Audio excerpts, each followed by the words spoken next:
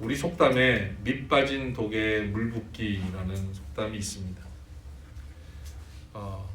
장독에 밑이 깨어지거나 빠지면 아무리 물을 열심히 부어도 물이 다 새고 모아지지 않는다는 것이죠. 우리의 인생이 밑 빠진 독과 같은 인생이 있다는 겁니다. 열심히 벌고 벌어도 아무것도 남지 않는 인생. 열심히 살았는데 인생 후반기에 갔더니 물질만 없는 게 아니라 건강도 없고 관계도 없고 재산도 없고 미래도 없고 행복한 추억조차 없는 그런 삶이 있습니다. 밑 빠진 독에 물 붓는 인생입니다. 우리는 인생을 살면서 열심히 살면 된다고 생각합니다. 열심히 살면 행복한 삶을 살고 후회 없는 인생을 살 수 있을 거라고 생각합니다. 근데 밑이 빠진 상태에서 열심히 살면 아무것도 없습니다. 근본적인 해결이 되지 않는 상태, 밑이 빠진 상태에서 열심히 사는 것, 더 후회만 가득한 인생이 되고 마는 겁니다. 오늘 성경은 우리에게 밑 빠진 인생이 아니라 밑이 채워져 있는 인생, 그것을 오늘 본문에는 뭐라고 말하냐면 낡아지지 않는 배낭이라고 얘기하는 겁니다. 배낭이 낡아져서 밑에 뜯어지면 가방 안에 있는 것이 다 빠지고 흘러버리는 것처럼 낡아지지 않는 배낭, 밑이 빠지지 않는 독 같은 맥락입니다. 그런 것을 만들어라. 밑 빠지지 않는 독을 만들어야 된다라고 주님께서 우리에게 말씀하고 계시는 겁니다. 밑 빠지지 않는 인생, 후회하지 않는 인생을 살 수 있는 주님께서는 우리에게 말씀하여 주십니다. 오늘 이 말씀을 하시는 과정 속에서 이 스토리, 이 말씀을 하시는 스토리의 앞부분에 어떤 이야기가 시작되냐면 12장 13절 말씀을 보십시다. 무리 중에 한 사람이 이르되 선생님 내 형을 명하여 유산을 나와 나누게 하소서 하니, 어떤 사람이 와서 유산 문제로 예수님께 형에게 말하셔서 유산을 나누게 해달라고 그렇게 좀 부탁하는 겁니다. 아마도 자기가 볼 때는 형이 예수님을 좀 따르고 예수님께 은혜를 받고 있는 것처럼 보였나 보죠. 그러니까 예수님께서 말씀하신 영향력이 있으니까 유산을 좀 잘 나눠서 나도 그 유산을 받을 수 있게, 내 권리를 찾을 수 있게 예수님이 도와달라고 하는 겁니다. 형과의 유산의 갈등 문제로 예수님 앞에 나와서 자기 권리를 찾는 것이죠. 내 권리를 다 찾고 내가 손해보지 않고 실패하지 않으면 행복하고 성공할 수 있는 인생이라고 우리는 생각합니다. 예수님께서는 그런 생각을 갖고 예수님께 찾아와 자기 권리 찾고 유산을 찾으려고 하는 이 사람에게 한 부자의 이야기를 전하여 주십니다. 한 부자가 있는데 밭에 소출이 풍성해졌다. 근데 그 소출을 다 넣어놓을 곡간이 부족하니까 곡간을 헐고 다시 크게 지어서 그 소출을 가득 쌓아두고는 그때야 만족했다는 것입니다. 그리고는 그가 이렇게 말을 합니다. 19절입니다. 또 내가 내 영혼에게 이르되 영혼아 여러 해 쓸 물건을 많이 쌓아두었으니 평안히 쉬고 먹고 마시고 즐거워하자 하리라 하되, 곡간에 양식을 가득 쌓아두고 내 영혼아 평안하라, 여러 해 동안 쓸 것을 쌓아두었으니까 이제 걱정하지 말고 평안하자 하는 것입니다.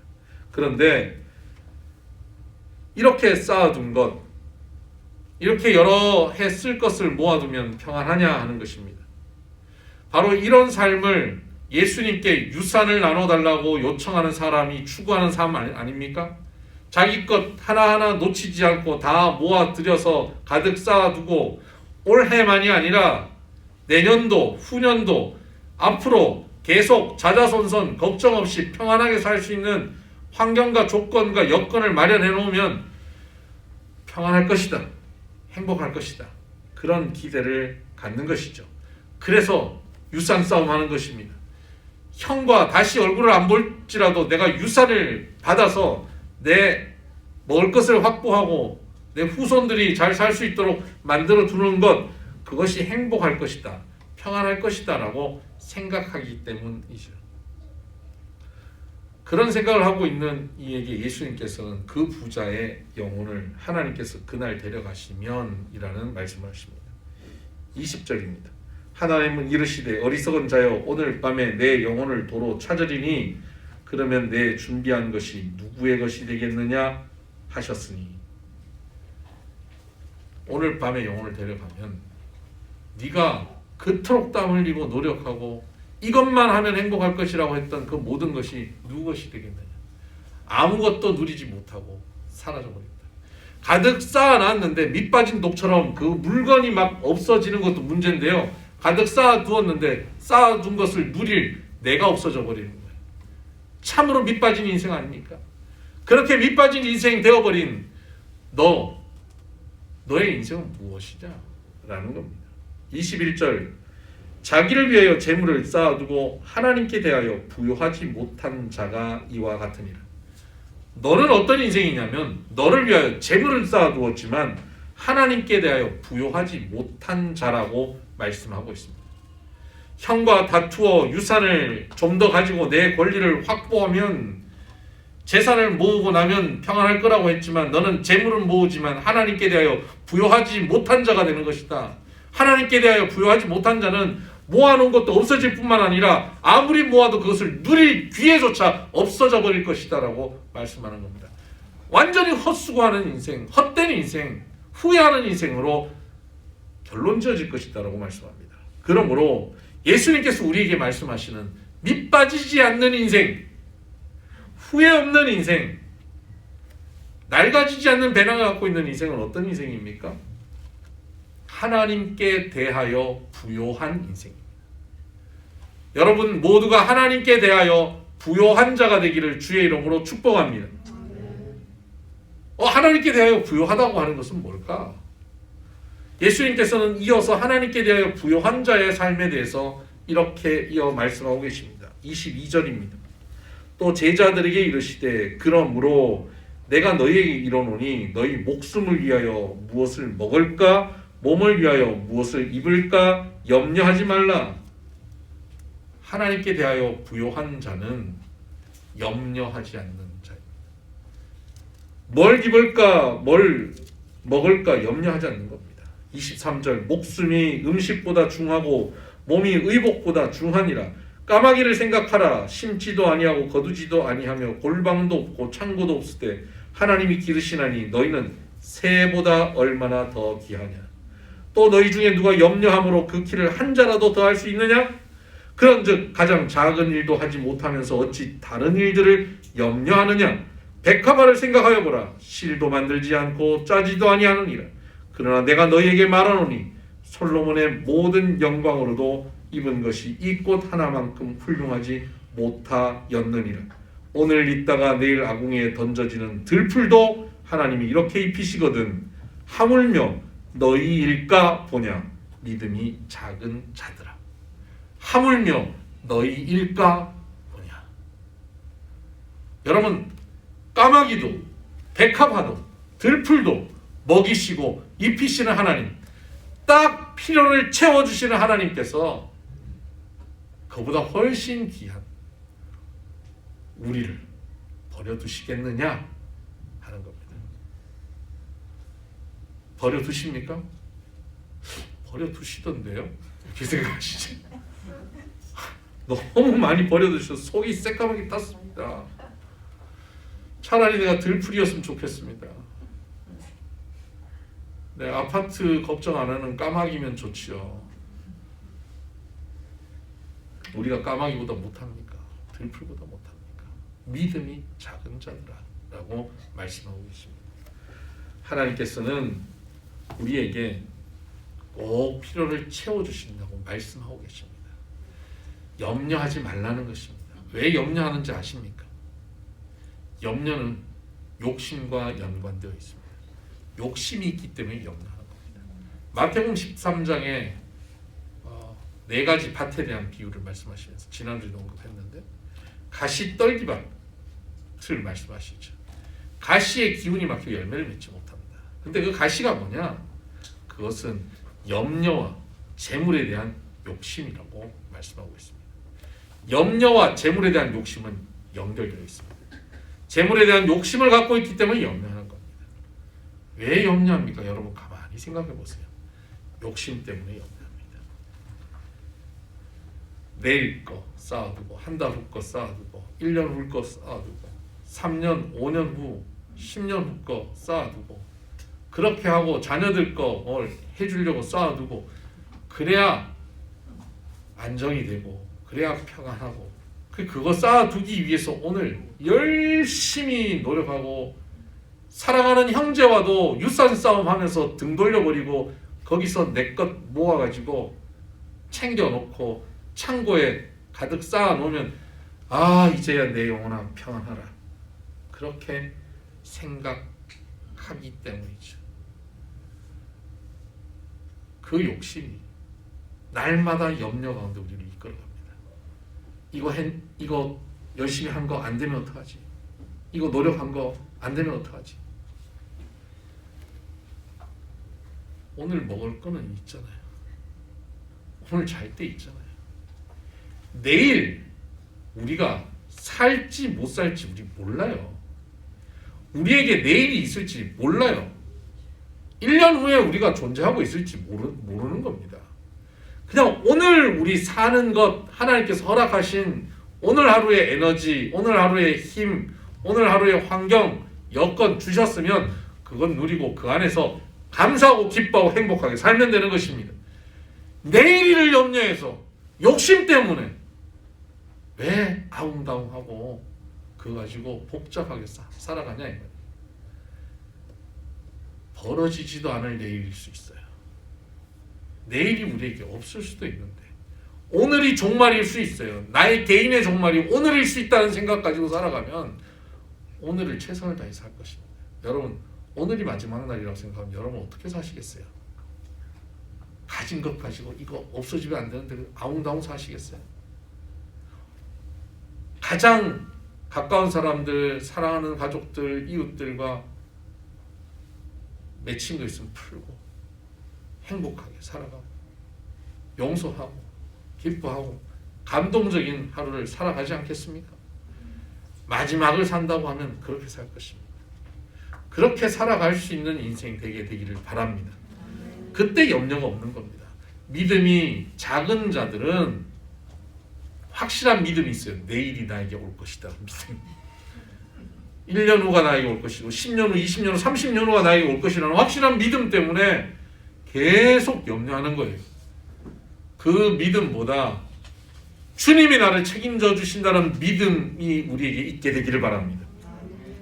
하나님이 까마귀도 백합화도 입히고 먹이시는 하나님이 오늘 나도 책임지신다는 사실, 내 자녀도 책임지신다는 사실을 믿고 염려 없이 주님 앞에 든든히 걸어갈 수 있게 되기를 바랍니다. 염려하고 욕심 내어서 열심히 벌고 모으고 채우고 모든 사람과 등 돌려가면서 가득 만들면 통장이 좀 채워집니까? 그런 사람들이 진짜 채워지더라고요. 그런 사람들이 부자가 되고요. 그런데 그렇게 채워진 거 다른 데서 다 세요. 누가 다 그거 빼먹더라고요. 그리고 돈만 채워놓고 나머지는 다 잃어버린 인생이에요. 마지막에 그 영혼은 허무한 인생이 되고 맙니다. 그러므로 여러분 내일은 염려하지 맙시다. 오늘 잃어버리지 맙시다. 오늘 최선을 다하고 오늘 행복하고 오늘 기쁘게 살아가십시다. 밑 빠진 인생에 밑이 채워지기 시작하는 것입니다. 밑이 빠지지 않는 인생이 되는 것입니다. 염려하지 말아요. 밑이 구멍이 나지 않습니다. 그러면 염려 안 하고 그럼 뭐 합니까? 염려 안 하고 그냥 멀뚱멀뚱 눈만 뜨고 주는 건 먹고만 그냥 하루 보내면 됩니까? 염려 안 하는 우리가 해야 할 것이 있습니다. 29절입니다. 29절. 너희는 무엇을 먹을까 무엇을 마실까 하여 구하지 말며 근심하지도 말라. 이 모든 것은 세상 백성들이 구하는 것이라 너희 아버지께서는 이런 것이 너희에게 있어야 할 것을 아시느니라. 그리고 31절 다 같이 한번 읽어볼까요? 시작. 다만 너희는 그의 나라를 구하라. 그리하면 이런 것들을 너희에게 더하시리라. 뭘 먹을까 입을까 이거 염려하지 말고 근심하지 말라. 하나님께서 주실 것이다. 다만 너희는 뭐 하라고요? 그의 나라를 구하라. 나라를 구하라. 성웅 이수신 나라를 구하라. 그런 구하는 것이 아니라 나라를 바라고 그 나라를 향하여서 헌신하고 그 나라를 소망하라는 겁니다. 그 나라를 향하여서 우리가 생각을 방향을 맞추는 것입니다. 하나님의 나라를 꿈꾸는 것입니다. 내가 오늘 살아가는 삶의 모습이 하나님 나라를 꿈꾸며 살아가야 하는 것입니다. 아까 찬양에서 그 나라 꿈꾸게 하신다라고 찬양했지 않습니까? 성령께서 우리에게 오셔서 그의 나라를 꿈꾸게 하는 거예요. 하나님 나라를. 그전에는 염려 때문에 욕심 때문에 내 것 채우는데 내 창고 채우는데 거기 초점 맞춰 가는 거예요. 내 주머니 여기 초점 맞춰 살았습니다. 내 자존심, 내 기분, 내 뜻 이거 채우는데 초점 맞추고 살았어요.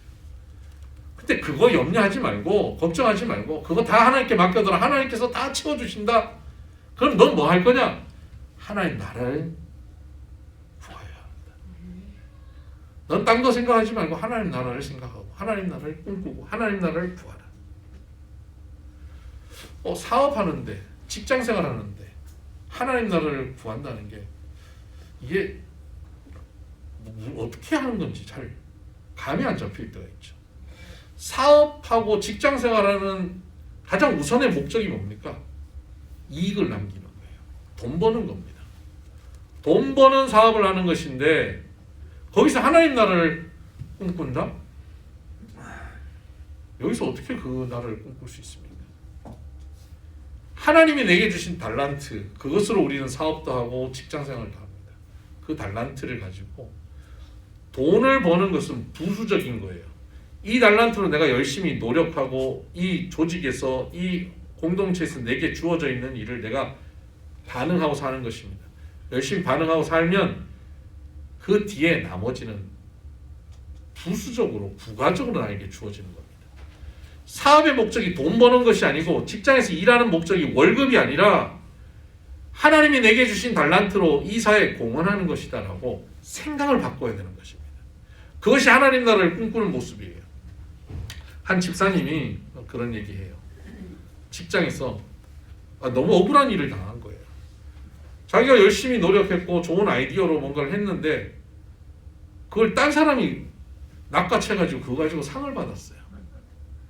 그러니까 얼마나 기분 나쁘겠어요. 화가 나죠. 근데 마음을 다 쓰였어요. 이거 가지고 성질 내면 안 되겠다. 그래 그 친구도 그렇게 해서 또 그 직장에 큰 도움도 했고 그 친구도 뭐 열심히 한 부분이 있지. 내가 축하를 해줘야지. 그런 이제 와이프랑 서로 얘기를 한 거예요. 내가 이런 마음이 있었는데 이제 축하를 해줘야겠다. 근데 가서 내가 솔직하게 얘기는 해야 되겠다. 내가 사실 너 때문에 이런 거 기분 나쁘긴 했는데 근데 그건 다 옛날 마음이고 난 이제 너 축하한다. 그때 와이프가 아니 그 앞에 거 그거 내 솔직한 마음 그거 빼고 축하하는 마음만 얘기하자 그랬대요. 그 앞에 거 그 마음은 진심인데 진심 말고 축하하는 마음 진리로 살자. 내 진심으로 살지 말고 진리로 살자. 이게 하나님 나라를 꿈꾸는 겁니다. 그렇게 했대요. 가서 내 솔직한 마음 기분 나쁜 거 이거 다 말하고 싶잖아요. 그걸 말 안 한 거예요. 축하한 거예요. 그 관계가 얼마나 좋아졌겠습니까? 얼마나 아름다워졌겠어요. 그 자리에 뭐가 이루어집니까? 하나님 나라가 이루어집니다. 기독교 기업이 아니어도요. 그냥 기독교인들이 모인 직장생활이 아니어도 말씀을 실천하고 사는 그 사람의 삶의 자리에 하나님 나라가 이루어지는 거예요. 애굽에 가 있어도 바벨론에 갇혀 있어도 요셉을 통하여 다니엘을 통하여서 그 우상을 섬기는 나라에서도 하나님 나라는 이루어지는 것입니다. 오늘 우리가 하나님의 말씀을 붙잡고 우리의 삶의 자리에서 하나님 나라를 꿈꾸며 내 욕심, 내 기분, 내 입장을 주장하는 것이 아니라 하나님의 말씀을 주장하고 말씀을 순종하면 그곳에 하나님 나라가 이루어집니다. 할렐루야. 이 하나님 나라가 이루어지면 그 참 직장 분위기는 좋은데 결국 뭐 나한테 오는 거는 뭐 좋은 분위기밖에 없잖아. 돈이 몇 푼 생기는 것도 아니고 승진에 뭐 고가가 반영되는 것도 아니고 그렇지 않습니까? 하나님 나라 꿈꾸고 살면 남들 다 좋은 일 시키고 나는 빈털털이 아니에요. 그렇습니까? 오늘 31절에 뭐라고 적혀 있습니까? 다만 너희는 그의 나라를 구하라. 그리하면 이런 것들을 너희에게 더하시리라. 우리에게 필요한 것들은 더하여 주신다는 겁니다. 이거 누가 하신 말씀입니까? 예수님이 하신 말씀입니다. 정치인들은 수많은 공약을 던지지만 이루는 거 별로 없습니다. 근데 그걸 바라보고 지지하고 막 소리 지르고 따라갑니다. 다 이루지도 않는 그 공약을 믿고 따라가는 모습들. 그 반응, 그 열심을 예수님께 좀 가져와 봅시다. 예수님 하신 말씀, 이 공약 지키실 거 아니에요. 하나님 나라를 구하면 이 모든 것은 너에게 더 하실 것이다. 믿으십니까? 이 모든 것을 너에게 더 하신다는 거예요. 그런데 하나님이 더하여 주시는 방식이 어떤 방식인지 아세요? 하나님의 스타일이 어떤 스타일이냐면 누가복음 6장 38절에 아주 정확하게 하나님이 채워주실 때 어떤 방식으로 채워주시는지를 정확하게 기록해놨습니다. 38절 제가 읽습니다. 주라 그리하면 너희에게 줄 것이니 곧 후이되어 누르고 흔들어 넘치도록 하여 너희에게 안겨주리라. 아멘. 어떻게 해요? 곧 후이되어 누르고 흔들어 넘치도록 하여 너희에게 안겨주리라. 누르고 흔들어 넘치도록 하여 안겨주신다. 하나님의 나라를 꿈꾸고 그 나라를 위하여서 살아가면 하나님께서 우리에게 채워주시는데 후이되어 누르고 흔들어 넘치도록 안겨주시는 거예요. 이 사실이 믿어지십니까? 믿음대로 될지어다. 아멘 하신 분들 믿음대로 될지어다. 하나님의 스타일이 우리가 그것을 추구하면 넘치게 채워지는 경험들을 별로 못합니다. 하나님 나라를 추구하면 하나님께서 넘치게 채워주시는 것을 경험케 하실 것입니다. 넘치도록 한번 안아보시길 바랍니다. 하나님 주시는 복을 넘치도록 안아보시길 바랍니다. 그런 복이 있어요. 수십 년 교회 다녔는데 그런 복을 경험하지 못했는데 왜 그런 복을 경험하지 못했을까요? 먼저 그의 나라와 그의 의를 구하지 않고 살았기 때문에 내 창고에 채울 양식을 추구하고 살았기 때문에 그렇습니다. 그의 나라를 구하며 살아가십시다. 후이되어 누르고 흔들어 넘치도록 부어주실 것이에요. 그런데 그렇게 그의 나라를 추구하는 모습을 오늘 본문에는 구체적인 모습으로 한 가지를 말씀하고 있습니다. 아까 6장 38절에도 언급하고 있는데 주라 그랬죠. 주라 나눠줘라. 33절에 이렇게 말씀합니다. 너희 소유를 팔아 구제하여 낡아지지 아니하는 배낭을 만들라. 곧 하늘에 둔 바 다함이 없는 보물이니 거기는 도둑도 가까이 하는 일이 없고 좀도 먹는 일이 없느니라. 낡아지지 않는 배낭, 하늘에 둔 바 다함이 없는 보물, 이것은 어떻게 이루어집니까? 구제할 때. 네 소유를 팔아 구제할 때입니다. 여유가 있는 사람은 소유를 안 팔고 구제할 수 있습니다. 여유 있는 중에 조금 떼서 구제하는 거예요. 이것이 아니라 구제를 어떻게 하냐면 손해보고 희생하면서 구제하라는 거예요. 조금 힘에 지나도록 구제하라는 거예요. 이렇게 떼어주고 나면 당장 나 먹을 것도 문제가 생기는데요. 그 먹을 건 누가 주시죠? 하나님이 주시죠. 어떻게 주시죠? 후이되어 누르고 흔들어 넘치도록 주시죠.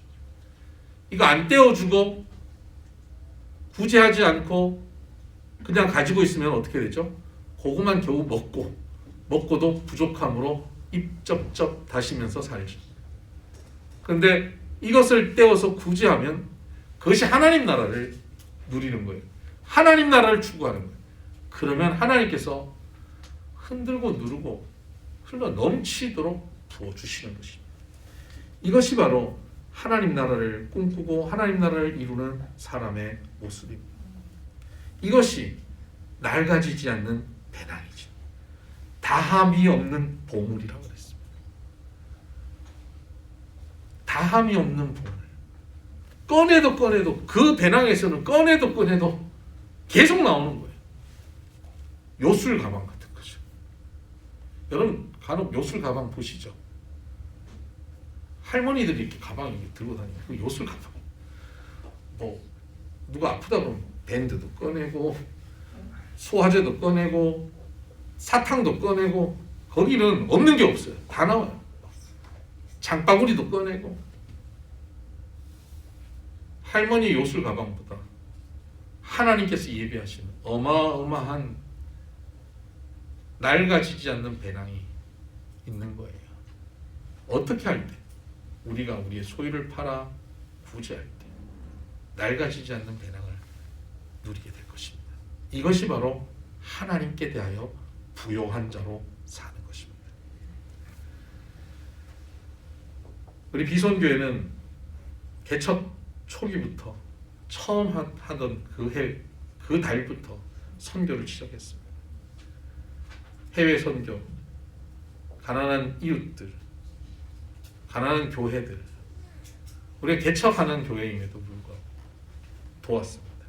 비손 선교회를 통해서 열심히 도왔습니다. 이것이 바로 우리 교회가 하늘에 쌓아두고 있는 낡아지지 않는 배낭입니다. 아멘. 써도 없어지지 않는 배낭, 다함이 없는 배낭이라고 믿습니다. 지난 주간에 제가 아는 선교사님 소식을 접했습니다.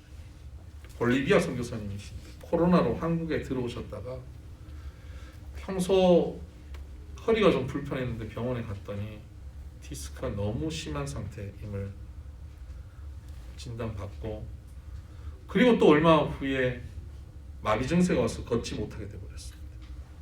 그럼 급하게 응급수술을 받았습니다. 지금은 어려운 가운데 재활하고 있습니다. 속히 회복돼서 이제 코로나도 좀 해결되고 볼리비아로 돌아가고 싶은데 지금 너무 어려운 환경 속에서 지금 재활을 하고 있습니다. 제가 이 소식을 듣는데 우리 교회도 재정이 충분한 게 아닌데 큰 교회에서 돕겠지 하고 한 귀로 듣고 한 귀로 흘리고 싶었어요.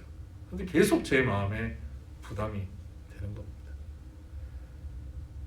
그래서 이 일에 동참하고 싶은 마음이 생겼습니다. 제 마음에는 우리 교회가 한 500만 원 정도는 도왔으면 좋겠다 하는 생각이 있습니다. 그래야 이분들이 생활도 하고 또 볼리비아로 돌아갈 수 있는 최소한 것은 마련하리라 생각합니다. 그렇게 그 일에 혹 지금 마음에 감동 받으시는 분들은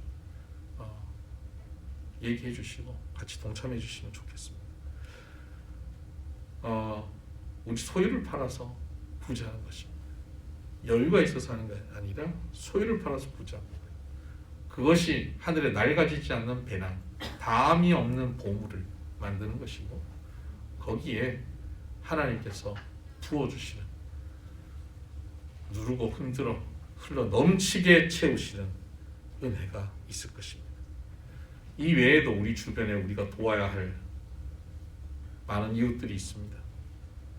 꼭 물질로만 돕는 것 아니라 우리의 마음을 낮추고 우리의 감정을, 우리의 기분을, 우리의 자존심을 꺾어서 섬겨야 하는 사람들도 있습니다. 그럴 때 우리가 적극적으로 도웁시다. 구제하십시다. 섬기십시다. 그때 낡아지지 않는 배낭을 만들게 될 것입니다. 그때 하나님에 대하여 부요한 자로 살게 될 것입니다. 저와 여러분이 하나님에 대하여 부요한 자가 되어서 등에다 낡아지지 않는 배낭 하나씩 메고 살 수 있는 그런 인생 되기를 주의 이름으로 축복합니다. 기도하십시다.